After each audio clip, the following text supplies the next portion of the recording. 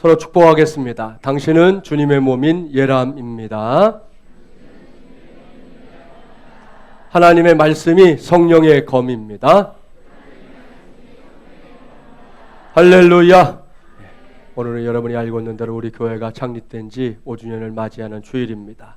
지나간 시간들이 그야말로 주마등처럼 스쳐 지나갑니다.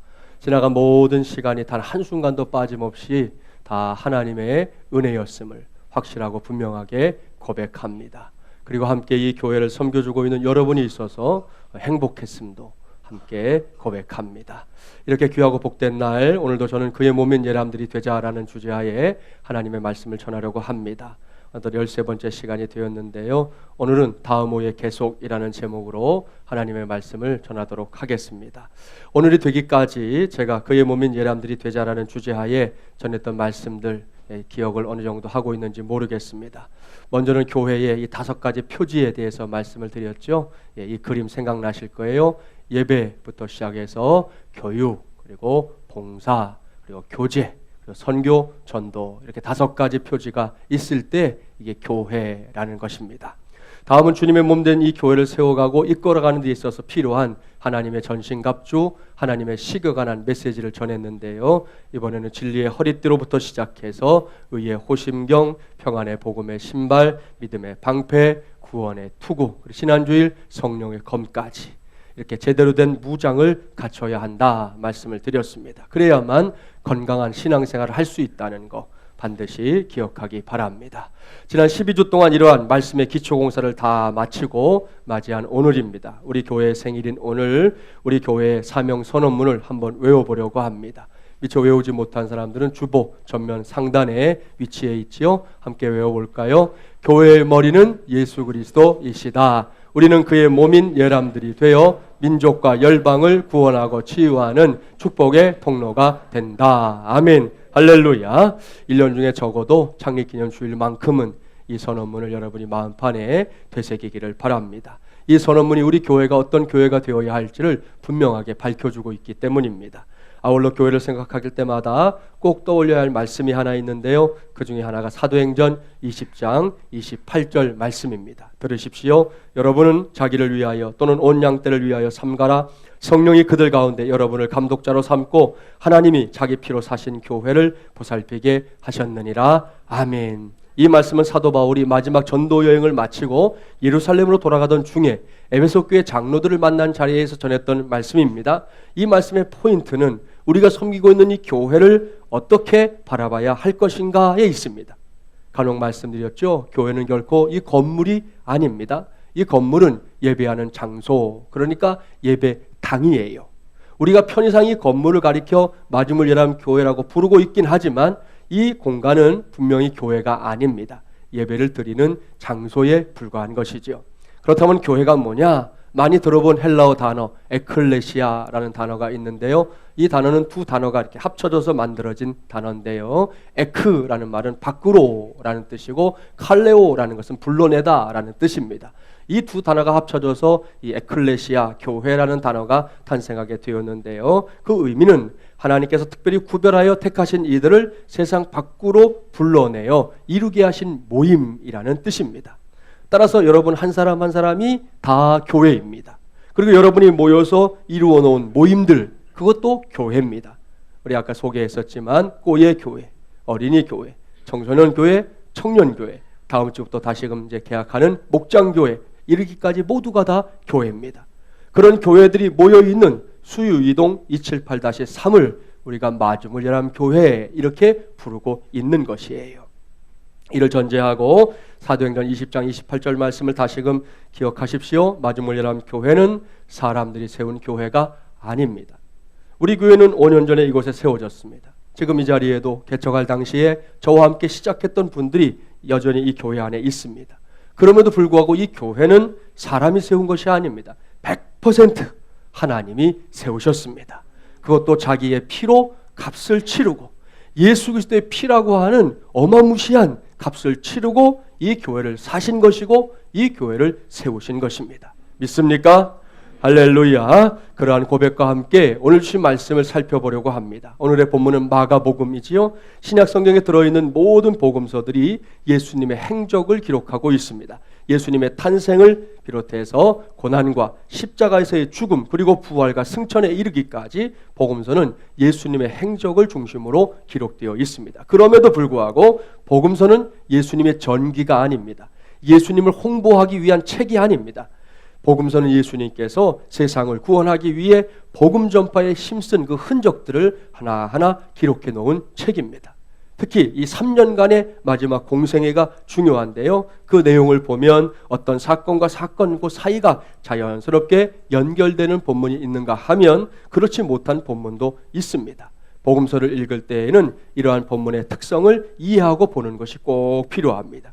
그런 관점에서 볼 때 오늘의 본문 독립적인 본문일까요? 아니면 앞에 나오는 다른 사건에 연결되어 있는 걸까요?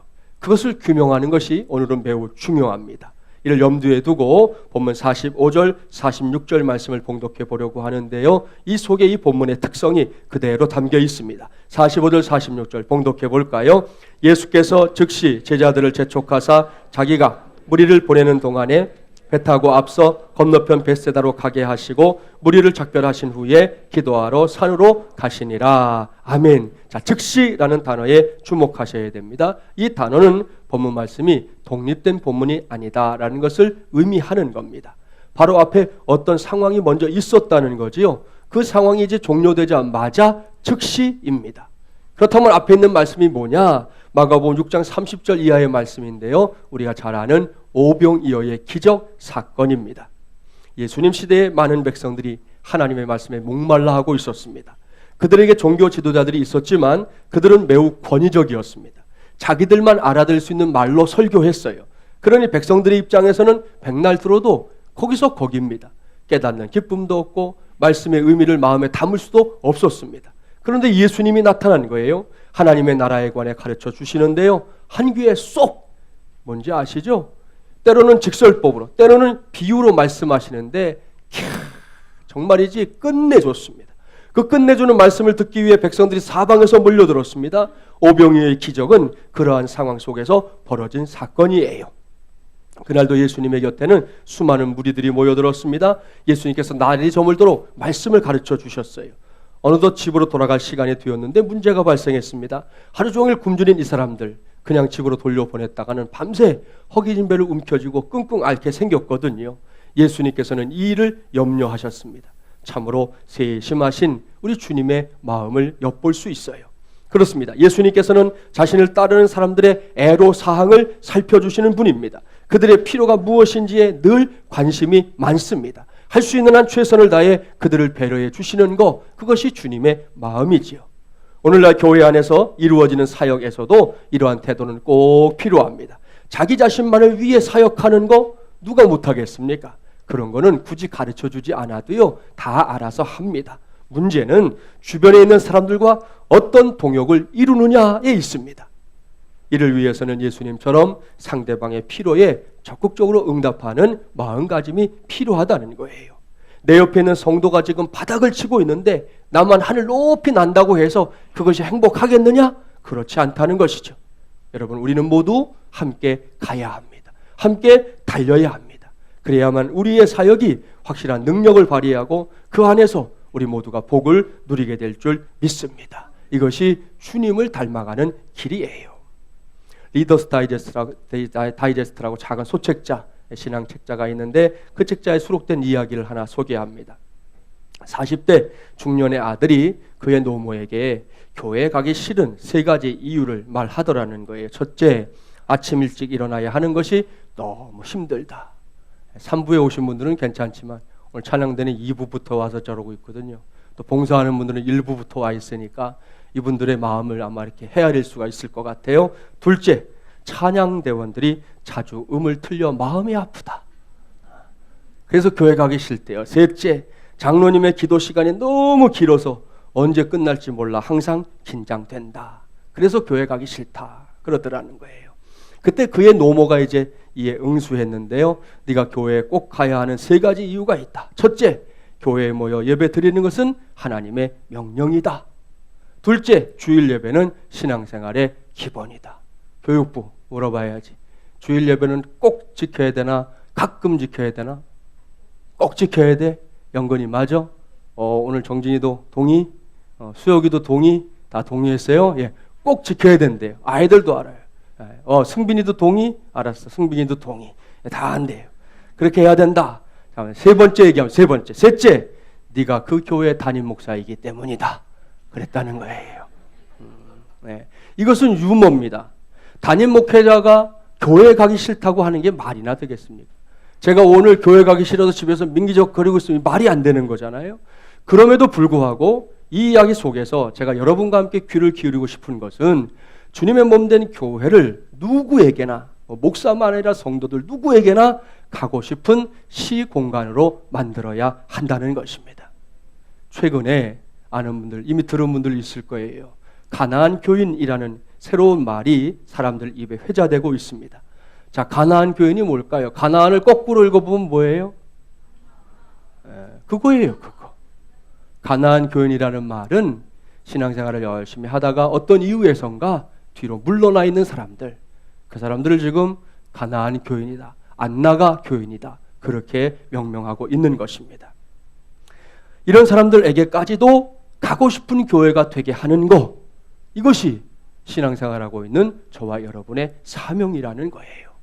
그러려면 이 자리에 있는 한 사람 한 사람의 역할이 매우 중요합니다. 나 자신은 물론이고 내 옆에 앉아있는 그 성도도 우리 교회에서는 꼭 필요한 사람이라는 인식을 서로서로 심어주자는 거예요. 내게는 당신의 동역이 꼭 필요합니다 라고 말해주자는 거예요. 옆 사람에게 한번 해볼까요? 짝꿍을 정해보세요. 해보겠습니다. 내게는 당신의 동역이 필요합니다.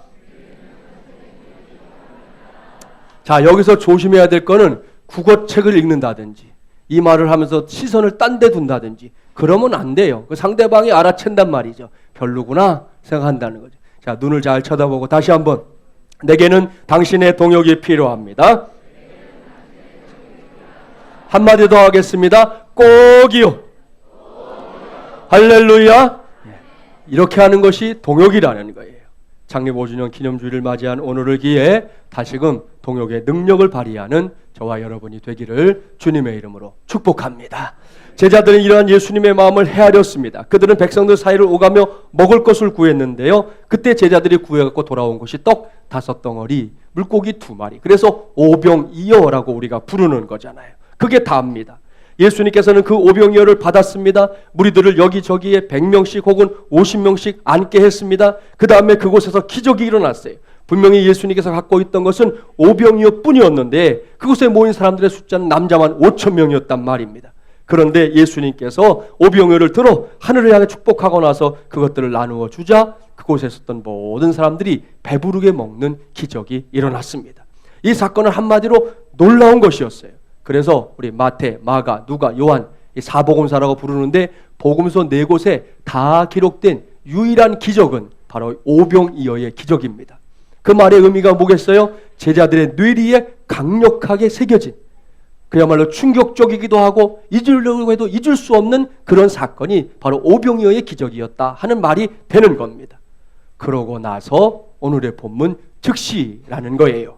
예수님께서는 제자들을 재촉하셨습니다. 이미 어두워져 가고 있었기 때문에 예수님께서는 제자들을 먼저 배를 타고 벳세다로 건너가게 하셨어요. 뒤에 예수님은 남으셔서 오병이어의 기적을 체험한 무리들을 집으로 다 돌려보낸 후에 기도하러 산으로 가셨습니다. 그렇게 하루가 끝나는 것 같았습니다.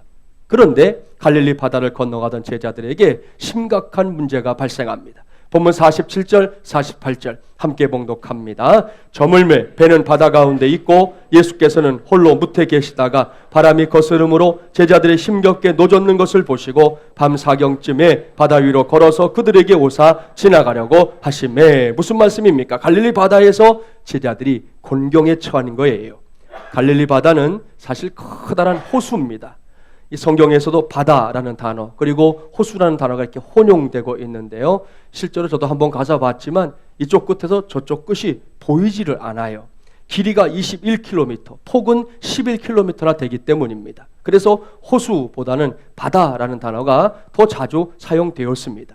갈릴리 바다는 지정학적인 원인에 의해 종종 바다 한복판에서 돌풍이 발생합니다. 동쪽에 가파른 절벽이 있고요. 차가운 기류가 우리가 들어봤던 헤르몬 산이라고 하는 산이나 다른 곳에서 이렇게 내려와서 가파른 언덕 사이에 좁은 곳을 지날 때 이 호수면 위에 가열되어 있던 공기와 충돌하면서 맹렬한 바람이 생기는 겁니다.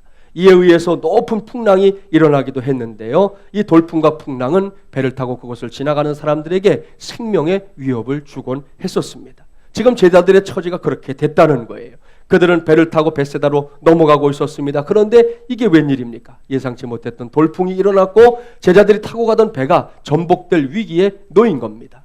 산에서 기도하던 예수님이 이 사실을 아셨어요.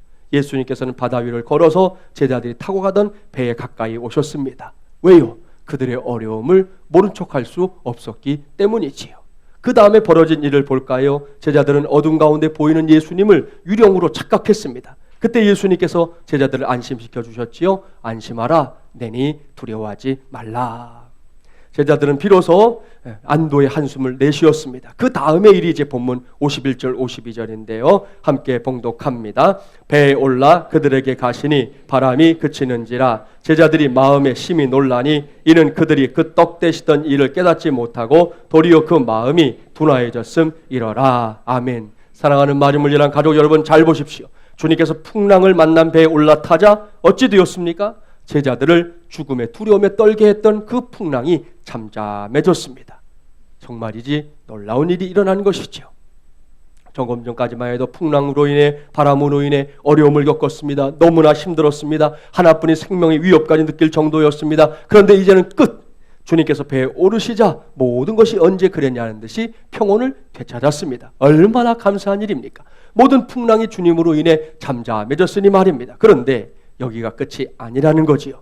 일련의 사건을 경험한 제자들의 반응을 이제부터 유심히 보려고 합니다. 그들이 심히 놀랐다 그렇게 기록하고 있는데 이것은 긍정적인 놀람이 아닙니다. 부정적인 놀람입니다. 의아하게 생각했다는 거예요. 세상에 어째 이런 일이 이렇게 반응했다는 거지요. 여기까지가 본문에 기록된 이 사건의 전모입니다. 여기서부터가 중요한데요. 이 사건의 결론이라고 할 수 있는 본문 52절 말씀을 제가 다시 봉독해 드릴 거예요. 여기에 제가 오늘 이 본문을 선택한 제일 큰 이유가 있습니다. 52절 봉독해 드립니다. 이는 그들이 그 떡 되시던 일을 깨닫지 못하고 도리어 그 마음이 둔하여졌음이러라. 앞서 오늘의 본문이 결코 독립적인 본문이 아니다 말씀드렸어요. 그것을 이해하는 것이 오늘의 말씀을 이해하는 키라고 말씀을 드렸어요.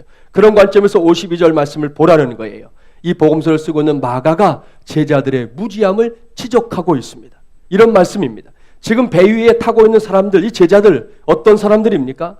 조금 전에 저 벳세다 건너편 들판에서 예수님께서 오병이어로 5,000명을 먹인 사건을 직접 체험한 사람들입니다.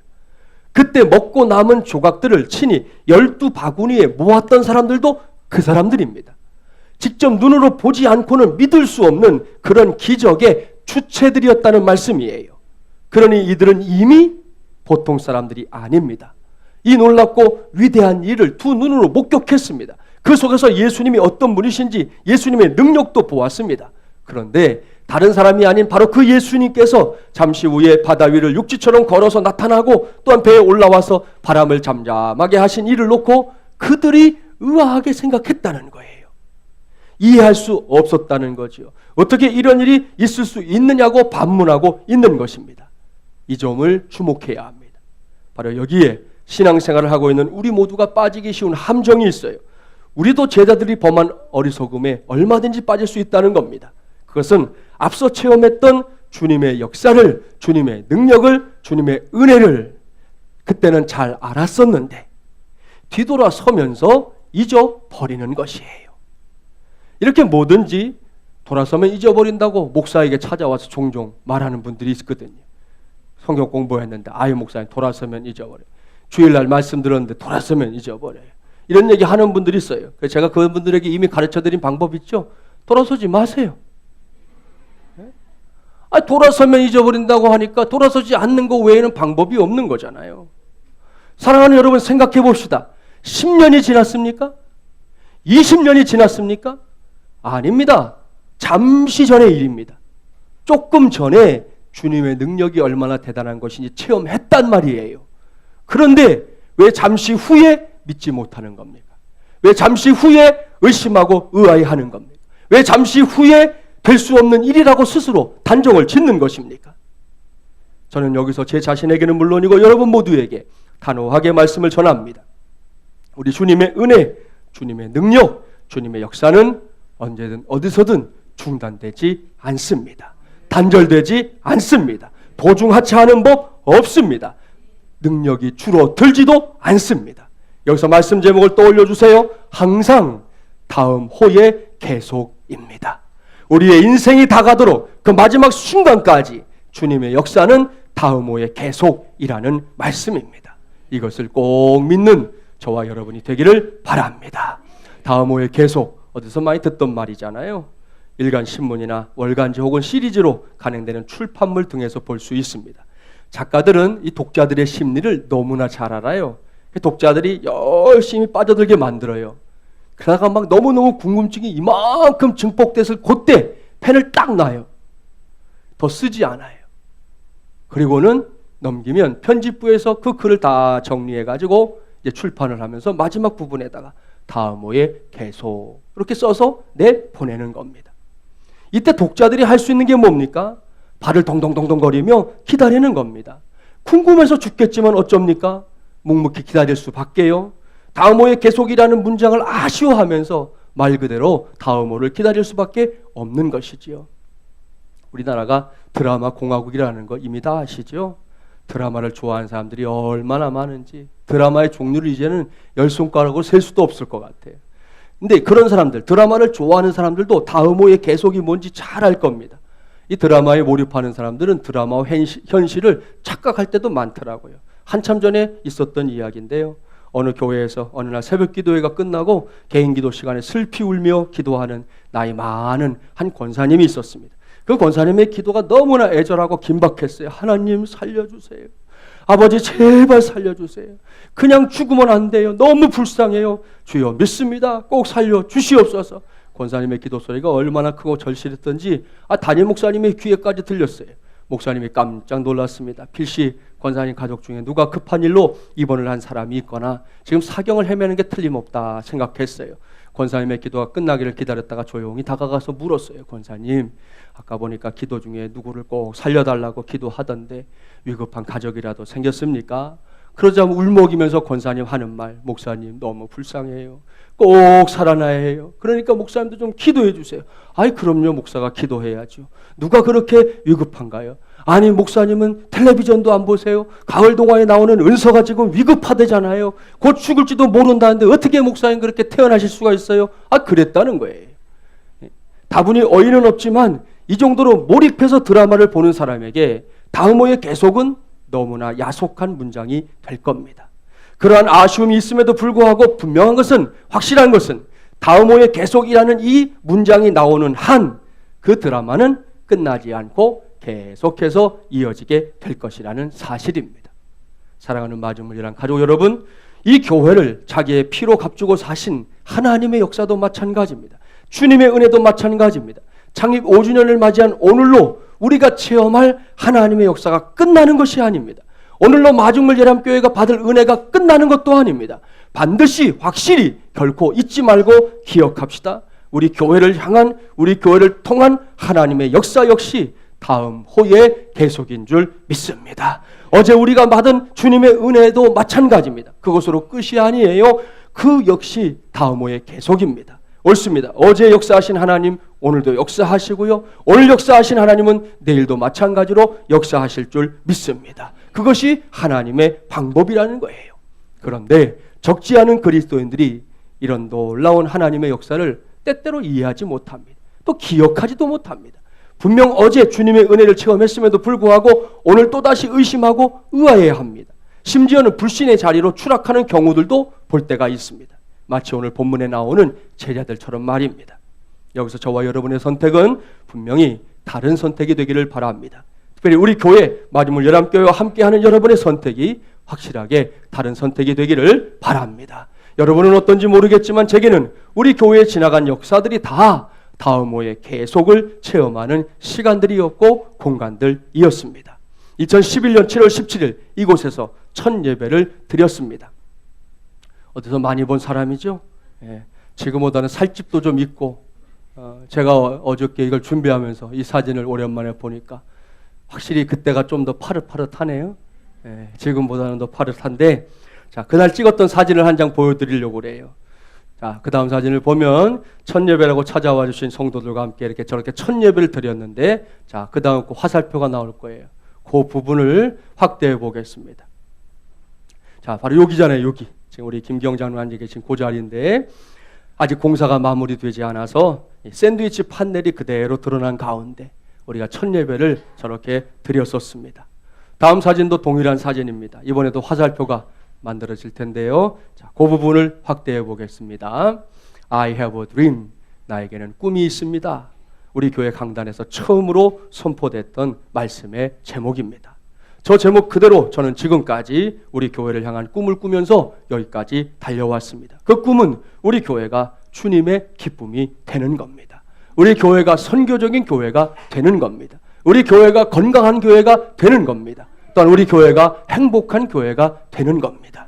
물론 부족함이 없었던 거 아닙니다. 많았습니다. 매끄럽지 못했던 순간들도 있었습니다. 하지만 분명한 것은 2011년 7월 17일부터 2016년 8월 28일 오늘까지 우리 교회 안팎에서 하나님의 역사가, 하나님의 은혜가 늘 다음호의 계속, 다음호의 계속, 다음호의 계속으로 이어져 왔다는 사실입니다. 믿습니까?